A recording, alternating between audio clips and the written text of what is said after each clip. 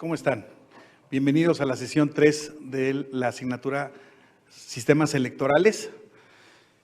Habíamos visto en las dos primeras sesiones los elementos esenciales de los sistemas de representación, las fórmulas correspondientes, y ahora vamos a tratar en esta sesión tercera la evolución del sistema electoral mexicano, particularmente por lo que hace a las cámaras federales. Primero que nada, es importante decir que en México existió desde su independencia exclusivamente un sistema de mayoría relativa. El sistema de la representación proporcional, como ustedes saben, por las características particulares de nuestro sistema político, se implementó hasta el año de 1963. Este antecedente de sistema mixto, un antecedente muy importante, no forma parte como tal de un sistema mixto, pero es un antecedente muy mexicano que existió con la figura de los diputados de partido. En esa ley electoral, en esa reforma, se generó una amplitud de la representación de las oposiciones, reconociendo en ese sentido a cada partido que lograra una votación de más del 2.5%, se le otorgaban 5 escaños por ese solo hecho. Sin embargo, por cada medio punto porcentual adicional se le podían llegar a otorgar máximo hasta 20 escaños. Si bien es cierto, el sistema podía generar una representación de hasta 20 escaños, la realidad es que en los hechos los partidos políticos a duras penas alcanzaban el 2.5% de la votación, lo cual evidentemente no representaba a un país muy poco plural en cuanto a la representación política, a pesar de que existían ya partidos políticos con cierto nivel de implantación y de registro, como lo fue el Partido Acción Nacional desde 1939. Entonces, sin embargo, esta figura fue una figura muy importante porque, insisto, a partir de esa figura fue cuando se logra ya una representación de la pluralidad en ambas cámaras del Congreso. Posteriormente, en 1973, se baja el umbral de votación al 1.5% en este mismo contexto de los diputados de partido y un escaño cada medio punto hasta obtener 25 escaños máximos. Como ustedes pueden imaginar, realmente pues estos eran auténticos incentivos políticos para lograr otro tipo de reformas, para llamar hacia la mesa de la discusión política por parte del régimen político mexicano. En 1977 ya se da una gran reforma, ahora sí, para el establecimiento del sistema mixto que tenemos vigente hasta ahora. Y es el tema de que se determinaron 300 escaños para la Cámara de Diputados por el principio de mayoría relativa y 100 escaños por el principio de representación proporcional. Y fue la primera vez en la que se otorgaron dos fórmulas para la asignación de representación proporcional. Primero, esta de porcentaje mínimo, que otorgaba un diputado a quien obtuviera el 5% de la votación efectiva, y se aplicaba también un sistema de cociente natural que se obtenía de dividir la votación nacional efectiva entre el número de escaños que quedaban vacantes y se otorgaban tantos escaños como resultaran de dividir los votos de los partidos entre dicho cociente. Tal como hemos visto en las anteriores sesiones, se parece mucho al sistema tradicional de cociente de Hare. Luego, con la reforma de 1988, el número de diputados de representación proporcional subió a 200, un total de 500 por ambos principios, y el límite máximo de escaños era de 350 por ambos principios, los que se podían obtener. En 1996, el límite de diputados para obtener por ambos principios se redujo otra vez a 300, complementado además con un límite a la sobrerepresentación de 8%, y se empezó a utilizar una sola boleta ya para elegir a los diputados de mayoría relativa y representación proporcional. En esta reforma se introduce una cláusula de gobernabilidad, que es un elemento muy importante que introduce una distorsión en la representación proporcional, pero era un incentivo para premiar a la mayoría. Naturalmente, todavía en ese entonces, para una mayoría siempre reflejada para el partido en el poder desde 1917. Esta cláusula de gobernabilidad consistía en asegurar la mayoría a un partido político aunque su porcentaje de votación no reflejara el 51% del total. El artículo 54 de la Constitución establecía que si ningún partido alcanzaba el 51% de la votación efectiva y ninguno alcanzaba con las constancias de mayoría la mitad más uno de la Cámara, al partido político que hubiera obtenido la mayoría le serían asignados diputados de representación proporcional hasta alcanzar la mayoría absoluta.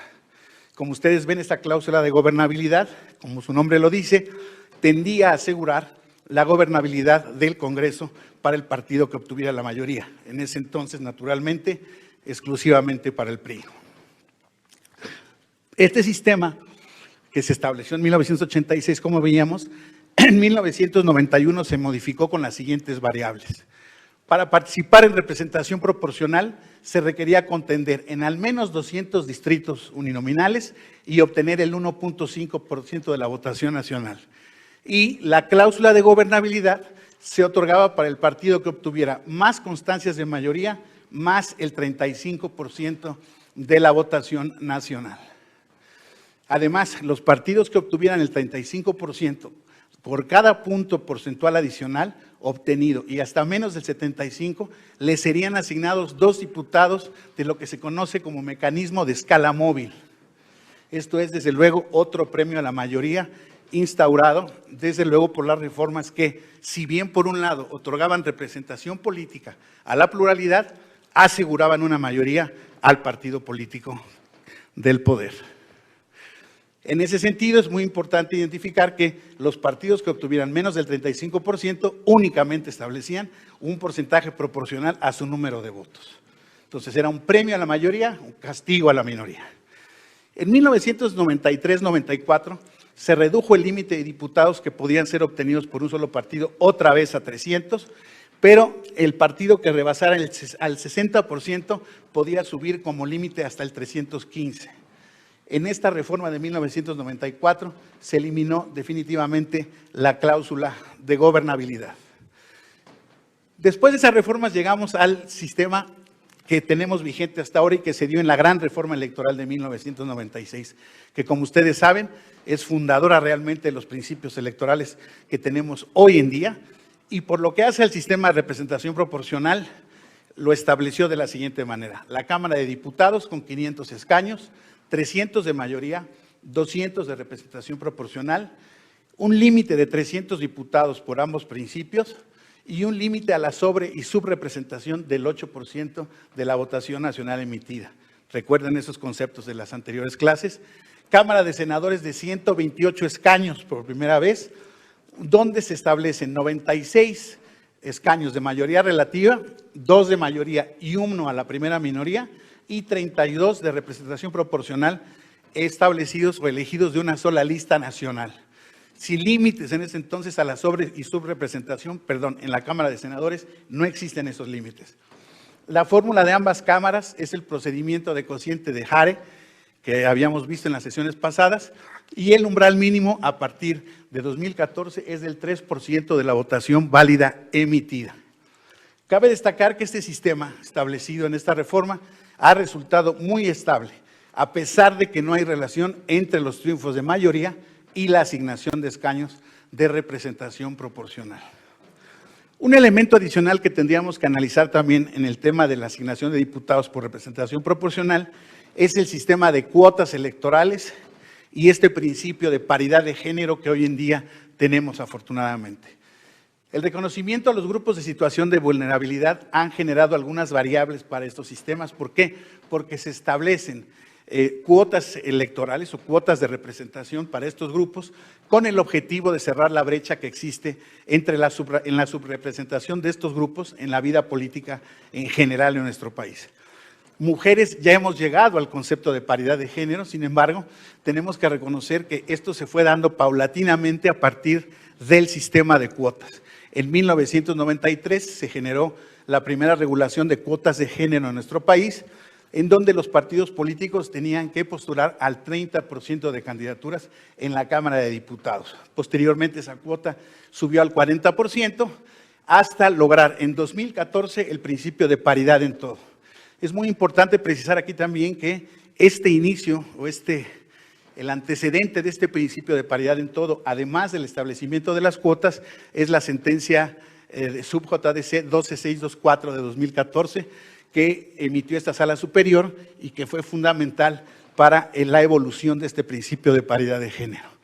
En ese sentido, los partidos políticos, a partir de este principio, deben de postular la mitad de candidatas mujeres, por lo menos, en todas sus listas. Y con ello, prácticamente, todos los órganos colegiados han logrado la integración paritaria. En ese sentido también, en favor de los grupos vulnerables, se han establecido, a raíz de algunas sentencias del tribunal, particularmente la SUB-RAP 121-2020 y la SUB-RAP 21-2021, se ordenó al INE implementar cuotas obligatorias para los grupos vulnerables citados. Obviamente se obligó a los partidos políticos. Y en ese sentido se estableció para el proceso de 2021 9 candidaturas indígenas obligatorias, 2 para las personas con discapacidad, 1 para las personas afromexicanas, 1 para la comunidad LGBTQI+, y 5 para las personas migrantes. Con eso, insisto, nuestro sistema de representación proporcional trata de establecer una representatividad para esos grupos vulnerables y creo que eso ha generado una tendencia positiva. Veremos ahora qué ocurre en los nuevos parámetros que se establezcan para la elección siguiente de 2024, porque como ustedes saben, eso no ha sido posible lograr legislarlo de manera positiva en la legislación electoral. Esto es lo que respecta al módulo 3 de esta materia. Muchas gracias.